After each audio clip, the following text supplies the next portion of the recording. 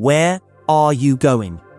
And he said, "Hagar, servant of Sarai, where have you come from, and where are you going?"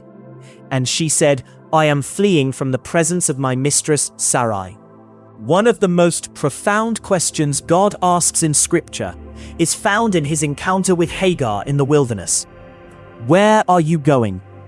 This was not a question asked because God lacked information. God knew exactly where Hagar had come from and where she was headed. The question was designed to bring Hagar into reflection about her condition, her direction, and her future. Many people today are busy, active, and constantly moving, yet they have never seriously answered the question, where am I going? We know our current struggles, but do we know where our present choices are leading us? God meets people in their wilderness. Hagar was running from a painful situation. She had been mistreated by Sarai and felt rejected and alone. In her distress, she fled into the wilderness. The wilderness in Scripture often symbolizes places of hardship, confusion, loneliness, and uncertainty. Many people find themselves in a wilderness today. A wilderness of disappointment, a wilderness of broken relationships, a wilderness of financial pressure, a wilderness of spiritual dryness, a wilderness of unanswered questions. Yet it was in the wilderness that the angel of the Lord found Hagar. This reminds us that God knows where to find us, even when we feel lost. No matter how far we run, God's eye remains upon us. As Genesis teaches, God is not absent from our difficult seasons. Sometimes our greatest encounters with Him occur in the very places we least expected. God asks us to examine our direction. The question, "Where are you going?" is fundamentally a question of direction. Many people are concerned with speed, but not direction. You can travel quickly and still be headed toward destruction. A person may be advancing in a career, but drifting from God, gaining wealth, but losing integrity, building influence, but neglecting family, pursuing pleasure while abandoning purpose. God's question forces us to evaluate the destination of our lives. Every decision is taking us somewhere. Every habit is taking us somewhere. The issue is not simply whether we are moving. The issue is whether we are moving toward God's will. Running away does not always solve the problem. Hagar's immediate response was, "I am fleeing."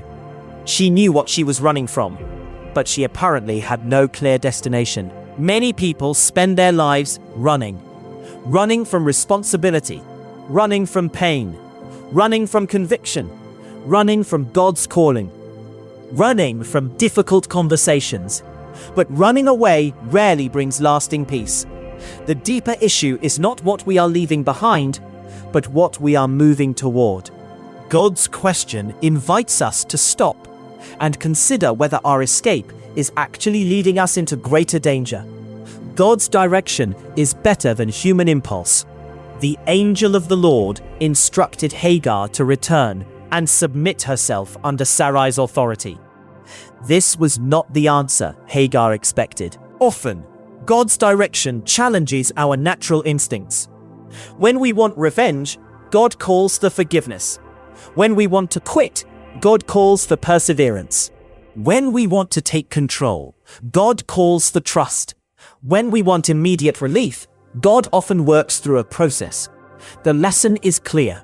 God's wisdom sees farther than our emotions. The path that seems difficult today may be the very road that leads to God's blessing tomorrow. Every person must answer this question spiritually. Where are you going spiritually? Are you moving closer to God or farther away? Are your choices drawing you into greater faith, holiness, and obedience? Or are they leading you towards spiritual indifference? The Bible consistently presents life as a journey. We are all travelers moving toward an eternal destination. The question is not whether we are going somewhere. The question is where. When God asked Hagar, "Where are you going?" He was inviting her to examine her life in the light of His purpose. That same question speaks to us today. Where are your thoughts taking you? Where are your habits taking you? Where are your relationships taking you? Where is your spiritual life taking you? God's desire is not merely that we move forward, but that we move in the right direction. Before making your next decision, pause and hear the voice of God asking, "Where are you going?" May our answer be, "Lord, by your grace, I am going where you lead."